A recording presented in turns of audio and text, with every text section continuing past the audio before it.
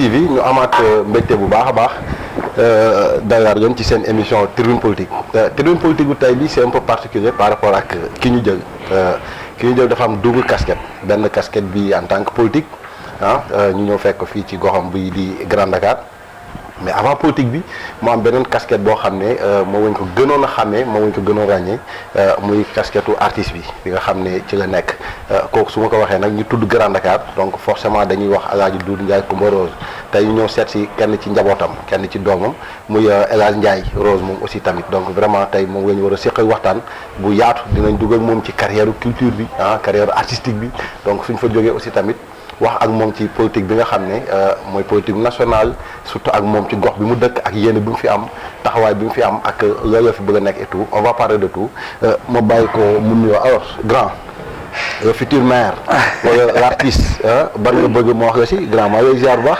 waaw di kontaan naa lool ci recevoir la jafe woon na lool quand même pour ñu suñu gisee. mais tey la ko yàlla tudd. effectivement et puis ma kontaan trop ci gox bi ma fekk muy Grand Dakar. fekk ma fi ak samay dëkkandoo. ak sama famille. d'abord maa ngi ñaanal sama papa fi mu nekk. yàlla na ko gënal fi mu jóge di ñaan ak bépp papa nag ak yaay képp ku mu fa fekk ak ku ko fa fekk. et puis di ñaanal sama yaay mu yàgg fii lool. te wér ak yaay yëpp nag. waaw di ziar samay dëkkandoo samay am di jàmm. samay frères et sœurs. vraiment di kontaan ci sa présence sax quand même kontaan naa ci loolu. effectivement alors grand mënuñu toog fii ak yow comme ni mu ko waxee sànq il faut suma xel dem ci paa bi. parce que ñu ngi ci kër gi et nekkoon na icône ci Sénégal ñun dañoo judd rek di ko dégg. dëgg la comme ñun ak ñeneen ak ñeneen. donc vraiment mu nekk koo xam ne yàlla na suñu borom yeesal njégal ci ci moom. alors grand ñu gis nga nekk xale bu ndaw di ànd ak paa bi. teel a tukki teel a génn Sénégal nekk ci art bi di yëngu alors dañ bëggoon nga ñëw ci début carrière bi. waaw début carrière bi c'était un peu xam nga mënuloo nekk doomu Doudou Ndiaye Rose te doo tëgg même boo doon def leneen sax di nga mën a tëgg dafay fekk rek xanaa. nga bañ nga yéex a dugg moom di nga ci dugg moom par A ou B. donc ñun dañu juddu fekk sabar yi ci kër gi. bon sama papaam c'était un fonctionnaire.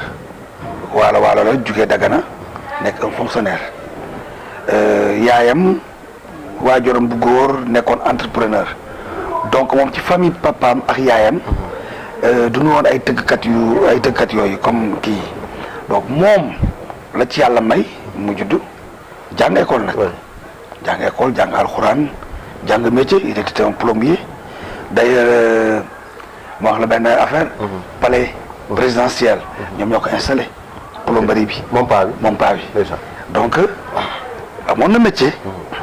teel a yeew daal maanaam tëggkat la woon mais amoon na métier. mais ñun dañu judd fekk ko moom muy tëgg.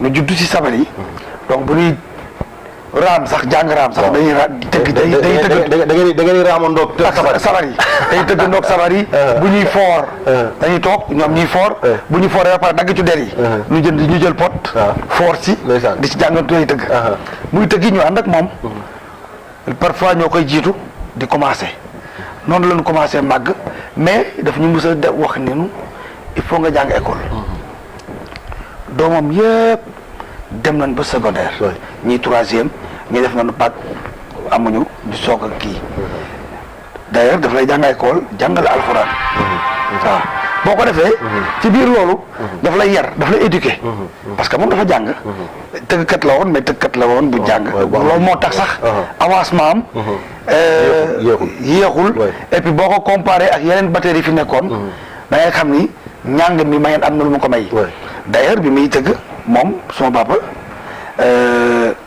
moom moo njëkk commencé solféger la percussion jàng solfège école des arts dem di fa jàng solfège ci tëgg mi ok loolu est-ce que ñu ko xam bëri na nga xam ne sabar am na solfège si parce que man dama daan toog di seetaan paa bi muy def festival de jazz bu ñuy tëgg ma toog di seetaan boobu nekkaguma titulaire ma dégg ma naan gars yi non da ngay def soupir def jamet non bul prononcer bu ñu paree moo ko soo benn grand frère mais paa bi li wax nii wala ma yow xamuloo kii sax xam nga ci biir kaf loolu mu ne wax yow xamuloo kii c'est que day solfier sabar yi léegi sabar yi day changer son yi pour mën a ànd ak jazzman yeeg américain yi. gisoon nañ fi sax àll bi Guiabert ñëwoon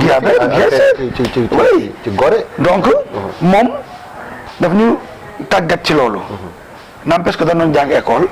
di ki mais man dama mës a gëm ni dama bëgg sama yëfu bopp. ay booru ay 85 86. ñaa ngi bëgg a tukki. yow nga nekk fi ñi ñuy tukki paa bi léeg-léeg mu yóbbu ay 50 batteurs. ay doomu jàmbur. ay doomu jàmbur. yow nga toog ci kër gi rek mu sëddu avion. maa leen non mais dama bëgg sama yëfu bopp. ba à la fin moom mu woo ma ne ma lan nga bëgg a def su bopp. moom si bopp. waaw fekkoon na Moudra Afrique am fii ñoom Germaine ak ko ñi. ñuy bëgg a former orchestre national. en 81. man ko man daal orchestre national moom mu gënal mu jël ma yóbbu ma fa. en 82 ma commencé di répéter comme ça di am beneen expérience. ci la musique moderne. ba benn jour nag en 89 muy dem tourner ak France Gall. am fa 1 mois au Zénith. mu ne ma comme yaa ngi def musique doo ñëw ñu demaale nga kii sax au moins. ma ne ko waa d'accord bi yoon dinaa dem. mu dem ñaanal ma permission orchestre national. man nag moom 1 mois. bi ma ànd ak ñoom gis seen tournée bi ambiance bi xam nga vie famille. waaw vie famille may leen yéen seen tournée bi neex na kat. mu ne waaw nii da lay demee. mu fay ñu xaalis bu bëri. xam nga booy ànd ak sa papa. même ngeen nekk ay doom teew dafa leen a jógee da leen fay. billaahi wallaahi. li mu ñu fay doomu aadama mosuñu ko fay. te day négocier contrat bi sa kanam. xam nga mën na bañ a toog. waaw effectivement moom yëfam. ñun bu dul moom tun dara.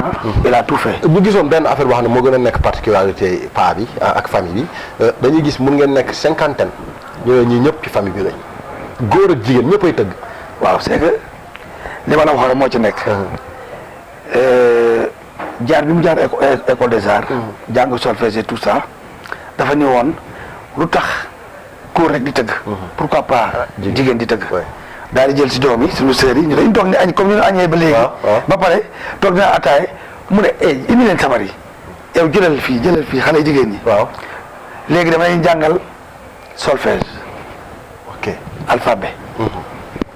parce que li tax mayu yàlla la daal. effectivement parce que man mosuma ak keneen. waaw mosuñu yaakaar ni. sabar am na alphabet. waaw alphabet dafa foog école la ABCD. mu créé ko ci rythme di jàngal xale yi ne leen bu leen jàngal tëgg léegi ba leen jàngalee mbalax duñ ko mën. ba leen jàngalee ni ñuy feccee duñ ko mën. léegi dañ leen jàngal alphabet. ñoo ko may papa la may alphabet. mu ne léegi da nga jël baguette bi. teg sa loxo def 1 2 3 4 5 6 7 8 9 10 da ngay pincé. muy def taj après nga del basse bi def 1 2 3 4 5 6 muy basse nga def baguette ak basse. mu rythmé ko moom accompagnement nga boo commencé loolu mu def leçon de 6 ainsi de suite xam nga loolu boo koo ko waxul du ko gëm suñu jabar yi ñun ils sont obligés bu ñu sëy ci kër gi mën tëgg parce que dañuy ñëw jàng suñu jabaru frères yi suñu jëkkëru sœurs yi ñoom ñëpp ñoo bokk ci tëgg bi loolu moo indi woon famille bi dafay bëri moom tubaar fa kàlla dafa njabootoon amoon na ay 30 nangam doon leen wax sax naan 40 xam nga 40 enfants boo ci boolee 40 femmes wala 40 mari ça dafay doon ay centaine lay doon comprendre nga loolu moo indi woon ba pare nag mu yaatal ko suma jabar doomu vieux seng la vieux seng fay moom Mbaye Dièye nekk bàyyi mu jël ko indi ko muy ànd ak moom tourné mu kooku kii ñëw indaale ay sëram yi mbokkal nekk bàyyi mu dem ci beneen kër géwél jël fa ñeneen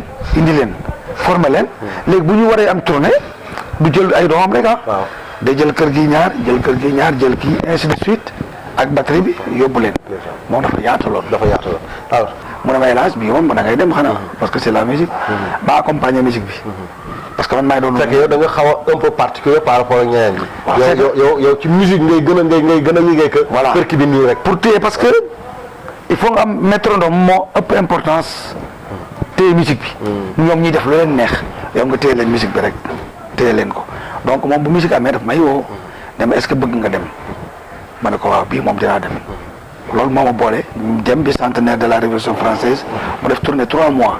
ma ànd ak moom ci tournée bi.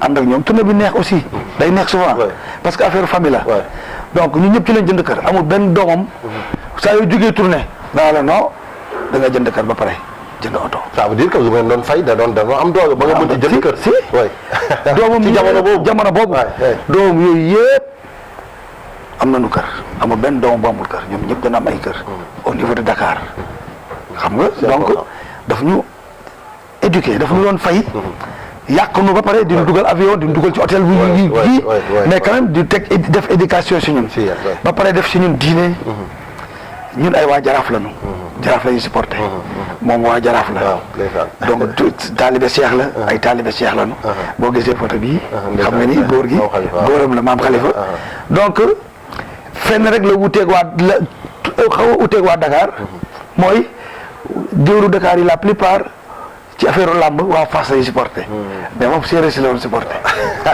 yow nga xaw a indi benn diversité ak gars yi voilà c'est ça donc alors ñu gisoon aussi nga doon accompagner Kiné Lam ci ay jamono waaw vous avez beaucoup fait avec Kiné Lam est-ce que mën nga revenir si loolu ma gisee Kiné Lam ñu joué maag ñoom bu ma joué Kiné Lam vendredi samedi dimanche double salaire bi may percevoir organisation moom laay am ba pare ñu génne cassette ñu commencé ma xam ma ni bon da nga ma bàyyi orchestre national dem avancé en tant que Kiné Lam mais da nga démissionné waaw oui dama démissionné parce que gis naa lu ma gënal maa nag Kiné Lam ñuy voyagé dem nañ dëkk déw def nañ tournée nag def tout ça effectivement bi ñuy dem tournée yëpp maa ngi ànd ak sama papa di tukki aussi bi ma demee ba 92 man de Kiné Lam Italie def tournée ma xool tournée bi xoolaat tamit avancé lu ma bi ma ñibbisee ma arrêté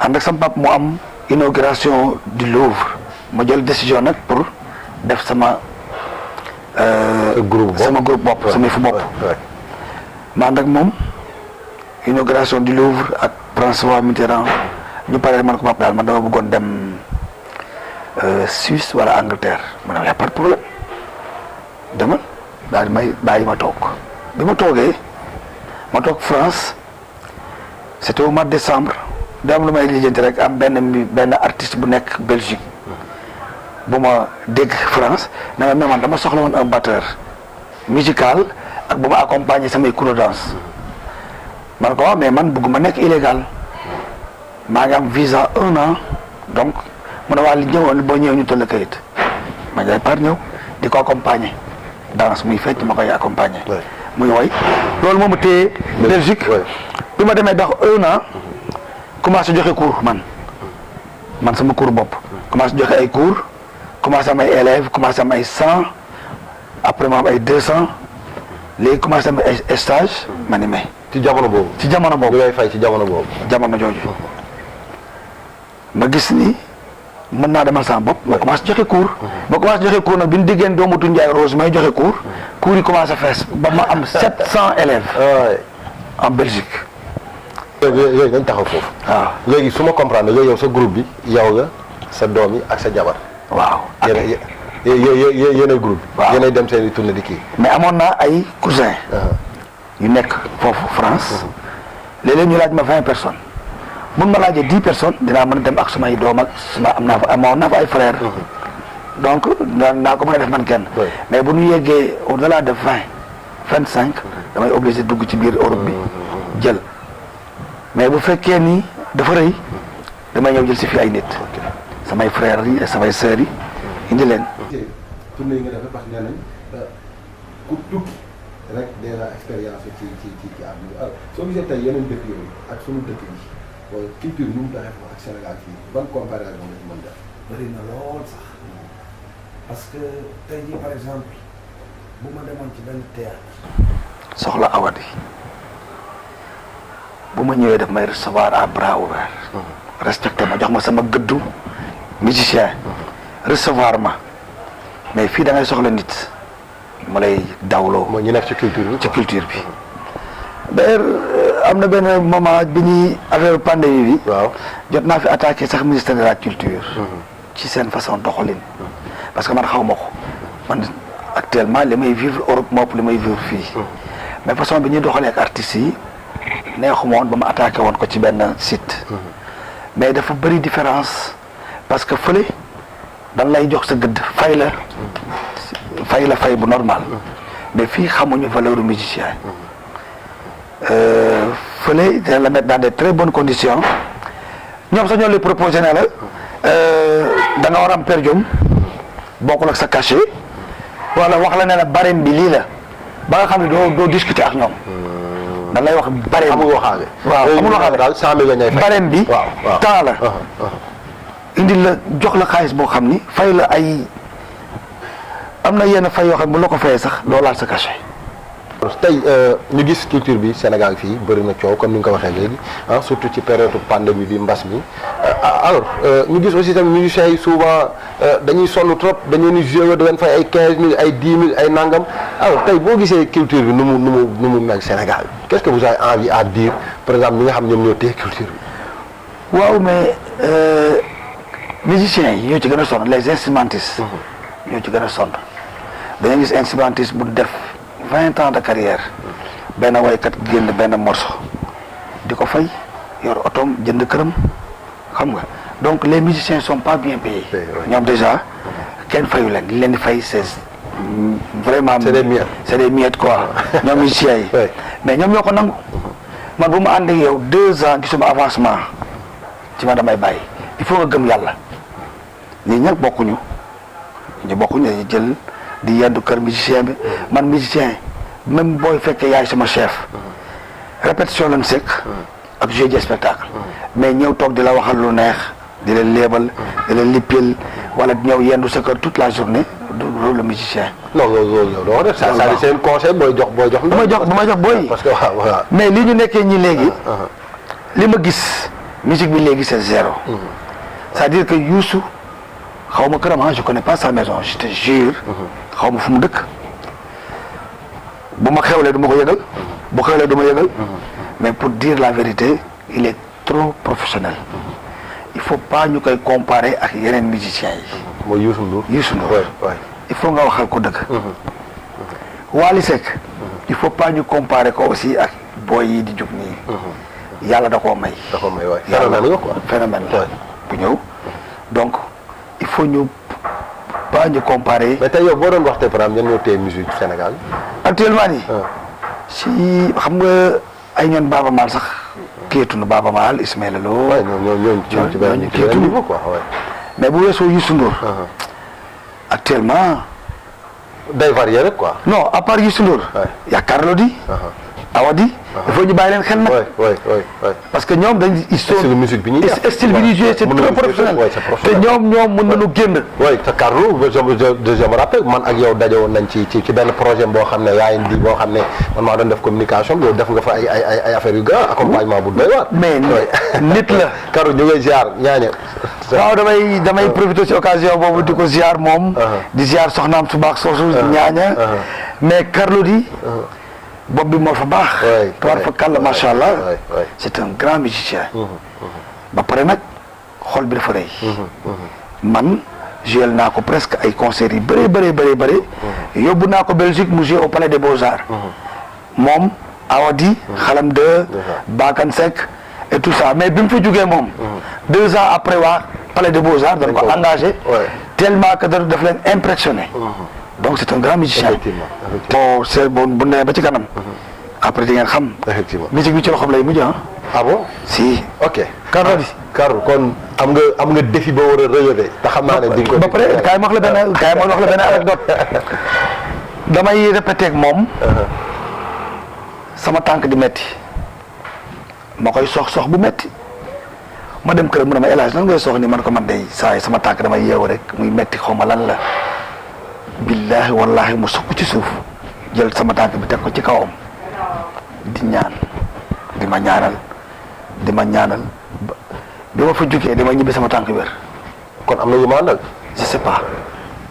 grand dinaa ñëw nga ñaanal wala. loolu man kay maa la ko wax man te fii laay waxee billahi barki Serigne Babacar. raw. et on a vraiment des projets pour un disque international. pour la famille Doudou Ndiaye Rose. day def benn disque bu album boo xam ni c'est international. bu ñuy préparé suivi des tournées wala. suivi des tournées. bu ñu paree album bi dañ def tournée. tournée de promotion pour l'album. loolu ñu ngi koy teg am na beneen projet boo xam ne maa ngi ci waxtaan ak Makou Soumatel pour def benn soirée sénégalaise tournée en Europe et en Amérique kooku aussi ci projet yi la bokk ci lépp ci culture bi la nag. effectivement lépp ci culture bi la donc am na yeneen ak yeneen. nit ñi bu ñu xamee fi nga jëm. effectivement non bàyyi ma offal foofu voilà offi des parce que xam naa quoi.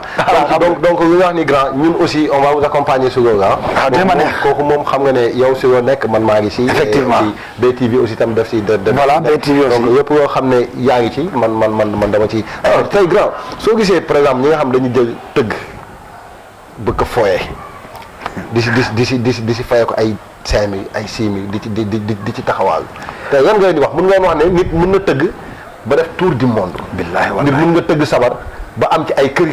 nit mun nga tëgg sabar ba mel ci si comme Rose comme. waaw mais c'est-à-dire que tëgg bi dafa yàqu léegi. boo xoolee léegi man du ma ñëw fii ba tëgg fii sabar yi mbedd yi comme ça mais parfois ma romb ay boy di tëgg du ma leen sax xam.